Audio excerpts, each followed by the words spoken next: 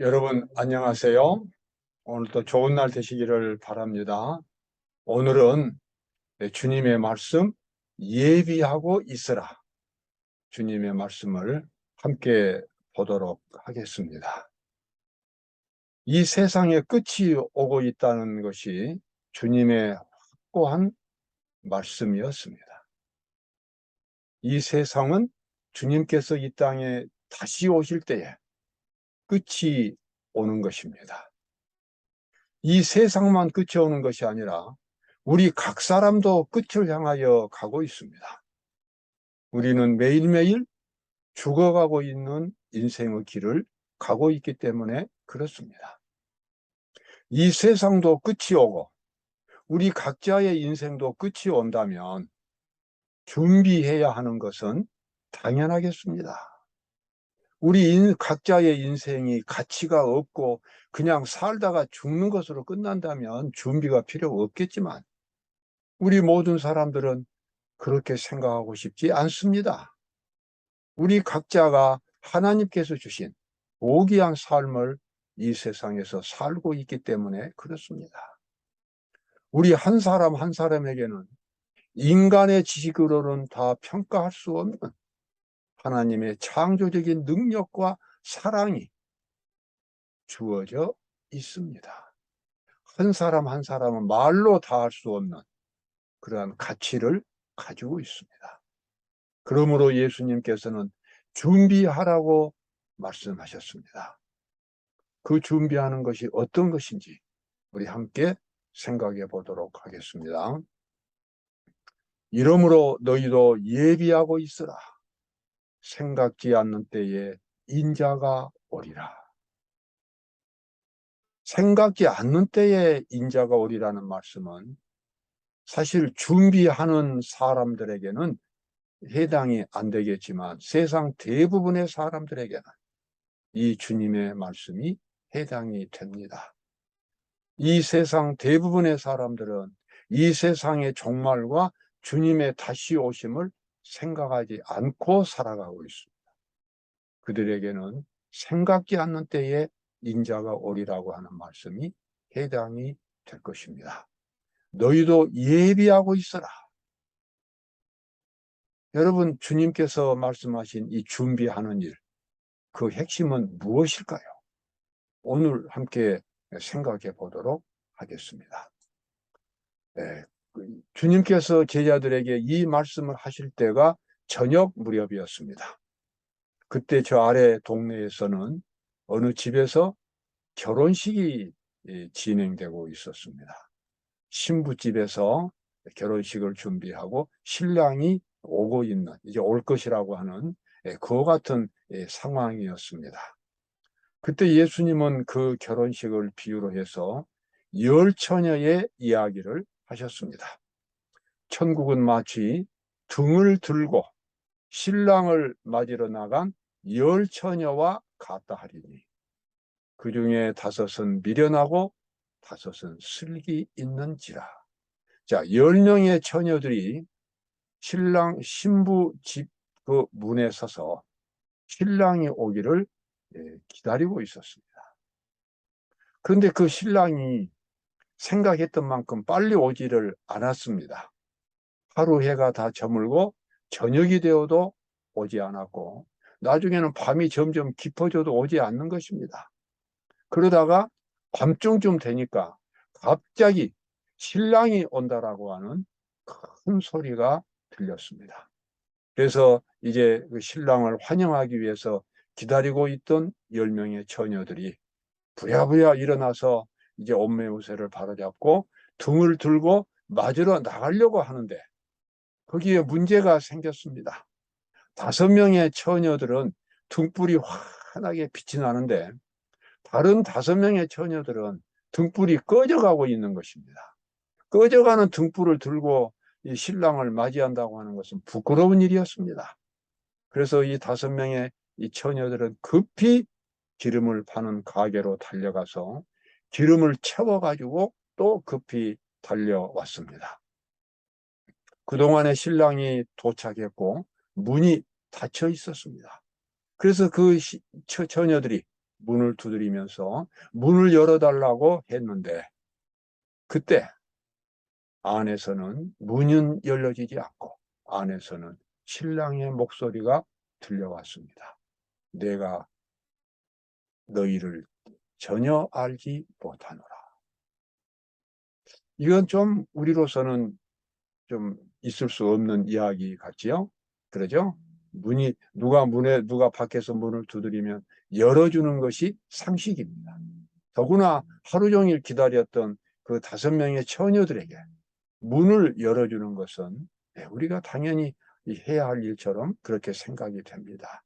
그러나 주님은 바로 이 부분에, 이 이야기에 강조점을 두었습니다.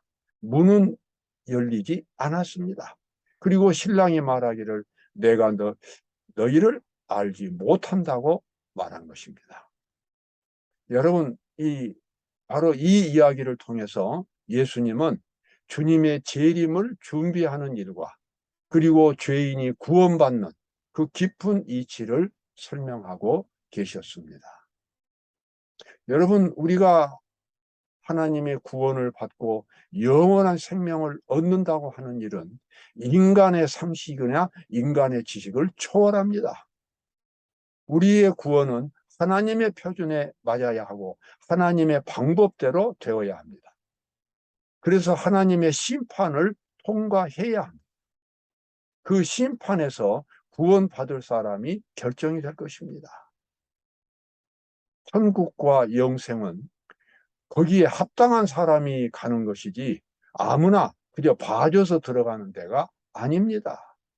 주님의 재림을 준비하는 것도 하나님의 말씀에 맞추어서 그대로 정확하게 이루어져야 되는 것입니다. 뭐 봐주고 그 다음에 좀 생각해주고 참작해주고 그런 일들은 없습니다. 성경은 우리가 어떻게 주님의 오심을 다시 준비할 수 있는가를 정확하게 보여주고 있는 것입니다. 여러분, 등불이 꺼져간다는 것은 무엇을 의미할까요? 많은 신자들은 그것을 열성의 부족으로 생각합니다. 그래서 교회를 열심히 다니면, 열심히 이 일을 하면 마치 재림 준비가 될 것처럼 생각하지만 정확하게 말해서 그것은 재림 준비의 핵심이 아닙니다. 그 5명의 처녀들은 밤중까지 기다렸고 가게까지 달려가서 기름을 사올 정도로 열성이 있었습니다. 그러나 꺼져가는 등불은 그 열성이 아니라 무엇이었을까요? 여러분, 그것은 하나님의 의라고 하는 것입니다. 하나님의 형상이라고 하는 것입니다. 하나님의 모습인 것입니다. 그 5명의 꺼져가는 등불을 가진 5명의 처녀들은 마지막 시대에 주님의 재림을 준비하는 신자들을 대표하는데 주님의 오심을 기다리는 사람들은 열성도 물론 있어야 하겠지만 그보다 더 중요한 것은 그들의 내면, 정신적인 세계가 하나님을 나타내야 한다고 하는 것입니다. 하나님의 모습을 가지고 있어야 한다고 하는 것입니다. 그래서 속에서부터 하나님의 모습이 만들어져야 하고 점점 성장해 가야 합니다. 그것이 재림 준비의 핵심이 되는 것입니다. 열성적으로 활동한다고 해서 교회에 출입한다고 해서 침례를 받았다고 해서 그것이 재림 준비의 핵심은 아닌 것입니다. 여러분, 이 사실을 우리가 깊이 생각해야 할 것입니다. 하나님의 형상은 어떻게 만들어지겠습니까? 갑자기 그렇게 만들어지지 않습니다. 하나님의 말씀, 하나님의 뜻이 신자의 마음속에서 모든 생각과 행동의 기초가 될 때에 매일매일 하나님의 말씀이, 하나님의 사상이 그 사람의 말과 행동의 본질이 될 때에 하나님의 형상은 끊임없이 만들어져 가게 되겠습니다. 주님은 그런 방법으로 주님의 오심을 준비하라고 말씀하신 것입니다. 그 5명의 처녀들, 등불이 꺼져가는 처녀들은 바로 그런 일에 등한한 것입니다. 그들은 개인적으로 하나님을 만나는 일을 등한히 했습니다. 그들은 개인적으로 하나님을 알지 못했습니다. 그들의 종교는 피상적이었습니다. 지식적이었습니다. 하나님의 의를 개인적으로 경험하지 못했습니다. 여러분, 이것은 그리스도인으로서 참 불행한 일인 것입니다. 우리가 그렇게 믿어서는 안 됩니다. 우리 모두는 하나님을 개인적으로 알고 있어야 합니다. 하나님은 나의 구세주라고 하는, 예수님은 나를 인도하시는 목자라고 하는 것을 지식으로뿐만 아니라 개인적인 경험을 통해서 말할 수 있어야 합니다. 나를 구원하신 예수님이 어떤 분이라는 것을 다른 사람들에게 말해줄 수 있을 만큼 우리는 그것을 깊이 경험해야 하는 것입니다. 여기 요한계시록 14장에 보면 참 아름다운 말씀이 있습니다. 또 내가 보니 보라, 어린 양이 시온산에 섰고 그와 함께 14만 4천이 섰는데 그 이마에 어린 양의 이름과 그 아버지의 이름을 쓴 것이 있더라. 여기서 14만 4천이라고 하는 특별한 사람들이 나오죠. 이것은 마지막 때에 구원받을 사람들을 숫자로 표현한 완전한 숫자입니다. 세상 모든 것들이 무너지고 그리고 혼란 속에 빠져갈 때에 놀랍게도 역설적으로 마지막 때에는 가장 경건한 사람들이 14만 4천 명들이 탄생하리라고 요한계시록은 예언하고 있습니다. 정말 특별한 지혜가 있는 사람들입니다. 여러분, 모든 것이 무너진다고 해서 우리가 구원 못 받을 이유가 없습니다. 우리도 함께 혼란에 빠질 이유가 없는 것입니다. 아무리 세상이 혼란에 빠져도 우리는 하나님의 말씀으로 구원받을 수 있고 가장 경건한 사람들이 될 수 있습니다. 우리 모두가 하나님을 개인적으로 만난다면, 하나님의 음성을 들을 수 있다면, 그래서 하나님의 뜻이 나의 삶의 기초가 된다면, 확고하게 기초가 된다면 우리는 내면적으로 하나님의 모습을 갖추게 될 것이고 하나님의 인침을 받게 될 것이고 주님의 오심을 준비하는 사람들이 될 것입니다. 여기 예언하신 제가 늘 강조하는 말씀입니다. 그대가 어떤 사람이든 그대의 삶이 어떤 것이든 그대는 오직 하나님의 방법으로만 구원을 받는다. 그대는 회개해야 한다. 즉 예수 그리스도의 반석 위에 완전히 떨어져야 한다. 그리스도의 피는 오직 필요로 하는 사람에게만 효력이 있다. 그리스도의 십자가의 피가 필요한 사람, 자기의 죄를 깊이 깨닫고 이대로는 내가 영원히 살 수 없다고 하는, 내 모습 이대로는 내가 천국에 갈 수 없다고 하는 것을 절실히 깨닫는 사람, 그런 사람에게 그리스도의 십자가의 능력, 새로운 생명을 창조해 주시는 그리스도의 십자가의 능력이 작용하게 됩니다. 그것은 놀라운 생명의 신비인 것입니다. 그대가 어떤 사람이든지 간에 하나님의 정하신 방법으로만 구원을 받게 되는 것입니다. 그 방법은 무엇입니까? 여기서 두 가지가 있습니다. 첫째는 자아가 깨어져야 한다고 하는 것입니다. 타고난 자기의 죄인 자신이 십자가 안에서 그리스도의 거룩한 사랑 속에서 분쇄되어야 하는 것입니다. 그리고 대신 그리스도의 모습으로 다시 일어나야 합니다. 이 두 가지가 내가 죽고 그리스도가 살아계시는 이 영적인 경험이 구원받는 경험, 속죄의 경험이고 바로 이것이 재림을 준비하는 핵심이 되겠습니다. 여러분, 이 경험을 꼭 가져야 합니다. 내가 왜 깨어져야 하겠습니까? 나의 이기심, 나의 교만한 마음, 나의 자존심, 나의 인간적인 자랑들, 이 세상적인 것들. 여러분, 이러한 것들이 다 뭡니까? 다 죄입니다. 이러한 내가 천국에 갈 수가 있겠습니까? 천국에 살 수도 없을 뿐만 아니라 천국에 가서도 안 됩니다. 너무나 당연한 것입니다. 그래서 내가 반드시 깨어져야 하는 것, 그리고 그리스도로 내가 바꿔져야 하는 것, 이것이 바로 하나님이 정해놓으신 구원의 방법이 되겠습니다. 여러분, 꼭 이 경험을 가지시기 바랍니다.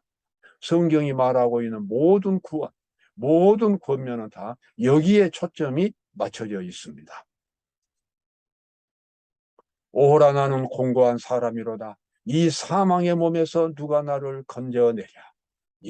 우리 주 예수 그리스도로 말미암아 하나님께 감사하리로다. 이 로마서 7장을 기록한 사람은 유명한 사도 바울입니다. 그는 자신의 죄된 상태를 절실하게 깨달았습니다. 나는 공고한 사람이다. 이 사망의 몸에서 누가 나를 건져줄 것인가? 사도 바울은 그 순간에 예수 그리스도를 바라보았습니다. 그리고 예수 그리스도에게 자기 자신을 온전히 맡겼습니다. 주님은 하늘에서 오신 의사이십니다. 이 세상에 있는 의사들은 이 정신과 몸에 있는 병을 고치지만 죄는 고칠 수가 없습니다. 죄는 오직 하늘의 의사이신 예수 그리스도만이 고쳐줄 수 있습니다. 오늘 주님을 다시 한번 새롭게 마음에 모십시오. 타락하고 이 부정한 여러분 자신을 예수님께 그냥 맡기십시오.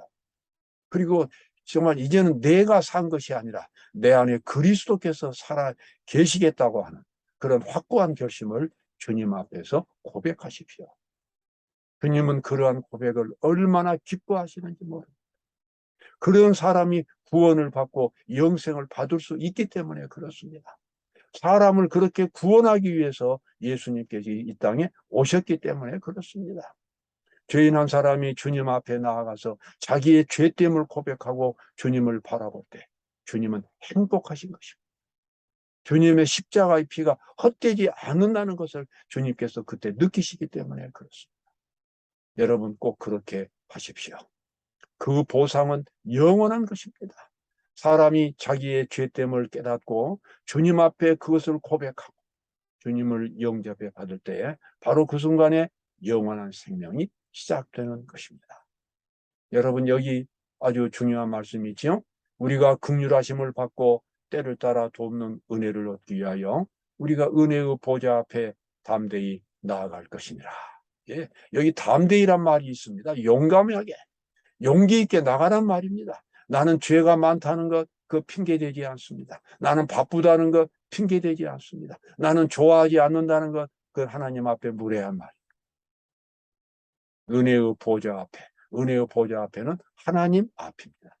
여러분 놀랍게도 예수님께서는 우리가 이 땅에 살면서도 하나님 앞에 나아갈 수 있는 바로 하나님 앞에서 기도할 수 있는 특권을 주셨습니다. 그래서 성경은 성도들을 제사장이라고 부릅니다. 하나님 성전 안에 들어갈 수 있는 특권이 있기 때문에 그렇습니다. 그 특권을 지금 누리십시오. 교리로만 알지 마십시오. 지금 그 특권, 예수님이 열어놓으신 그 생명의 길, 하나님의 보좌 앞에 무릎을 꿇고 집안에서 기도하십시오. 우리가 진심으로 주님을 찾고 기도할 때 그곳이 바로 하늘에 있는 성소로 변한 것입니다. 그것은 우리 인간적인 지식으로는 상상할 수도 없는 일입니다. 오직 영적인 세계에서만 가능한 것입니다. 예수님의 십자가의 능력이 영적인 세계를 창조하셨고 우리 모두는 그 영적인 세계 속에서 살 수 있습니다. 우리가 이 세상에 살고 있지만 우리는 또 하나의 세계, 주님이 만들어 놓으신 영적인 세계, 천사들이 있고 하나님 아버지가 계시고 내가 그 앞에 가서 내 죄를 고백하고 내가 필요한 은혜들을 받고 하나님의 돌보심을 받을 수 있는 또 하나의 영적인 세계가 우리 성도들에게 주어져 있습니다. 은혜의 보좌 앞에 담대히 나아갈 것입니다. 우리가 긍휼하심을 받고 때를 따라 돕는 은혜를 얻기 위하여 은혜의 보좌 앞에 담대히 나아갈 것이니라. 여기 이제 마지막으로 요한계시록 8장에 나와 있는 말씀 보겠습니다. 또 다른 천사가 와서 제단 곁에 서서 금향로를 가지고 많은 향을 받았으니 이는 모든 성도의 기도들과 합하여 보좌 앞 금단에 드리고자 합니다. 여러분 놀랍게도 사도 요한은 계시 가운데서 성도들의 기도가 하늘에서 어떻게 처리되고 있는가 그 현장을 보았습니다. 이 지상에서 드리는 성도들의 그 간절한 기도가 하나님 보좌 앞에까지 올라가서 거기서 그 많은 향기, 그 향연입니다. 향기로운 그런 그 냄새죠. 연기입니다. 그것과 섞여서 하나님 아버지 앞으로 올라가는 모습을 보았습니다. 그리고 거기서 찬란한 모습으로 기도 응답이 내려오는 것을 보았습니다. 하늘에서는 이 성도들의 기도를 이렇게 소중하게 취급하시는 것입니다. 금 향로를 가졌다고 그랬습니다. 금으로 만든 향로에 그리스도의 의의 향불이 타고 있습니다. 여러분, 이 특권은 단지 교리로만 있는 것이 아닙니다. 오늘 우리가 하나님 앞에 기도할 때에 우리는 하늘의 사람이 될 수 있고 우리의 품성은 하나님의 모습으로 변화되기 시작할 것입니다. 그래서 하루하루가 영생으로 가는 길이 되는 것입니다. 내가 단순히 믿습니다 해서 참담하는 그러한 단순한 교리가 아닙니다. 내 속에서 이루어지는 성령 하나님의 활동이 내가 그리스도의 모습으로 끊임없이 변해가는 삶을 살아갈 때 우리는 천국의 길을 가고 있는 것입니다. 예수님이 준비해 놓으신 천국의 길, 여러분 결코 방치하지 마시기 바랍니다. 시간을 허송 세월하지 마시기 바랍니다. 오늘도 아주 소중한 하루가 될 수 있습니다. 내가 사는 것이 아니라 오직 내 안에 그리스도께서 살아 계신다면, 그래서 아무리 사소한 것도, 아무리 사소한 일이나 아무리 사소한 말도 행동도 내가 하는 것이 아니라 내 속에 계시는 주님께서 하시면 우리는 오늘 하루 종일 그리스도의 모습으로 변해가는 아주 소중한 하루를 살 수 있게 될 것입니다. 여러분, 오늘도 매우 보람된 하루를 사시기를 바랍니다. 감사합니다.